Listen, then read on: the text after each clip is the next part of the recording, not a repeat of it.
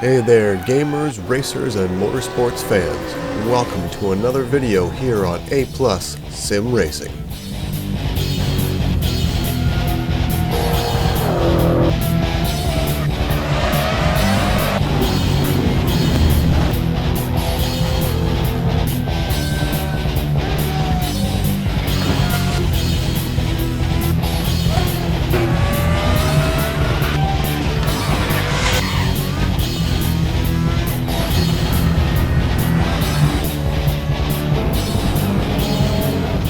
Left side. In this episode of Praga Hotlaps, we're off to Belgium for the Spa-Francorchamps. Now this is a circuit that I've lapped many times, but I've never really been able to put together a good fast lap. I'm quite average at Spa. So most of the time in sim racing, when we use Spa-Francorchamps as the race venue, it's the GP circuit as opposed to the endurance circuit. And there's no difference in the track layout. The difference is with the start-finish line and the pit exit. So with the GP, the start-finish line is before turn 1 Les Sources, and the endurance in RaceRoom is called the combined layout. The pit exit is going up the hill at Ryzen and joins the track at the kink going onto the Camel Straight. And the start-finish line is after Les Sources, going down the hill to Eau Rouge. So there's not much difference aside from those two details, but the race that I'm running against the AI in the next round of my championship is going to be the combined layout. So that's what I'm doing here. But the downside of that is that the leaderboard is completely empty because nobody hot laps on that configuration when the GP track is the more popular one. So let's get into the driver's seat of the Praga R1, go for a lap around Spa, and see what we can do. Here we are on the start-finish straight going down the hill towards Eau Rouge. Now you're going to want to go to the left as far as you can before turning right to go up the hill to open up the turn so you can try and straighten the wheel up, and then you don't end up running wide on the inside of that coming over the curb at Ryzen, and that whole section is full throttle. And this car has enough aero grip that you don't have to worry about losing it going up the hill. Into the first braking zone, you're going to look for those marker boards on the side and where the curb starts on the left, and trail brake into Lacombe here. Don't go too fast, otherwise you will not be able to get the good line on the exit here. Next we have a downhill braking zone, so you don't want to use too much brake pressure or you will lock up. You want to keep it on the inside of this turn. Roll on the throttle when you're confident you have grip. This mid-speed turn has a lot of exit curb that you can use, just don't get greedy. And now coming up to Pouan, which is a pretty high speed turn, but you do have to decelerate a little bit before you turn in. Then you can get back on the throttle quite a bit. You can use a lot of the exit curb, just stay off the inside curb. For this turn, I start braking as I approach the left-hand curb, get it down to third gear, turn in, use some of the inside curb to help get the car rotated, and try and keep consistent speed until you're able to accelerate there. For this turn, I also start braking where the curb starts on the left, you get it turned in, you get back on the throttle as soon as your wheel is straight, and stay on the throttle going up through the gears all the way through Blanchiment up to the bus stop chicane, which isn't really a bus stop anymore.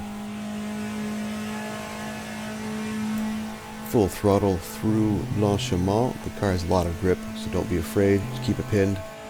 Now you look for a brake marker, either the marker boards or that white line on the track. Get it down to second gear and turn into the chicane. Be careful about the track limits. If you use too much of the curb, it will invalidate the lap. Two wheels have to be on track side of the white line. Now we're coming up to Les Sources. On this track it's the last turn. On the GP it's the first turn. Be careful not to use too much of that curb on the inside, or it will invalidate your lap, and also be very careful about dropping down to first gear in this car. It's a little bit of a handful. And there we go. As I mentioned earlier, there was no one else on the leaderboard, so that number 1 spot doesn't really count for anything. So here is the lap from the AI at level 110.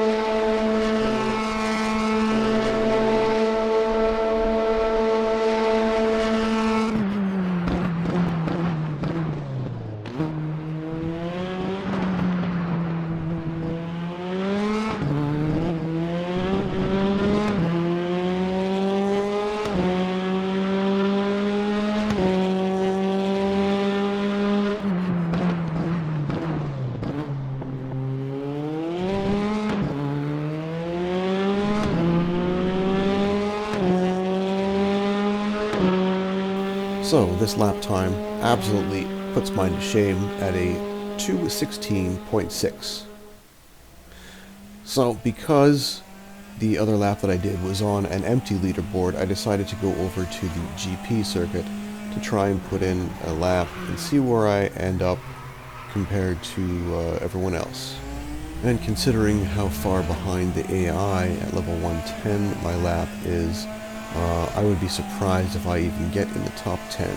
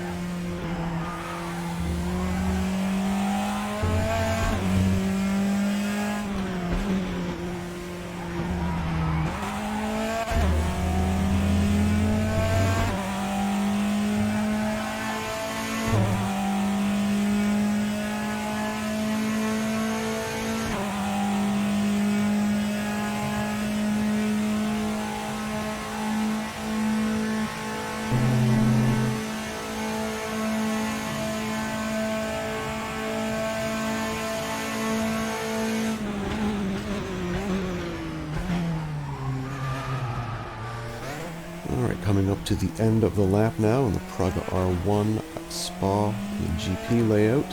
Let's see what kind of time I get and where that puts me on the leaderboard. That lap time was 2:19.4.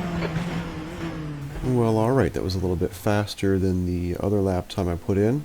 And there's really no difference on the track layout, it's just a different start-finish line. The track is identical in every other way. And P9, alright. So there was more than 0 entries on the leaderboard. I forget exactly how many there are. But yeah, top 10, I'm going to take that. On a track that I've never felt confident on. Even though I know the layout pretty well, I've just never been able to squeeze out a good lap time. So this is just one of the many tracks I'll have to keep practicing and try to improve over time. Well, that's it for this video. I hope you enjoyed that. Thanks for watching. Take care, and I'll see you next time.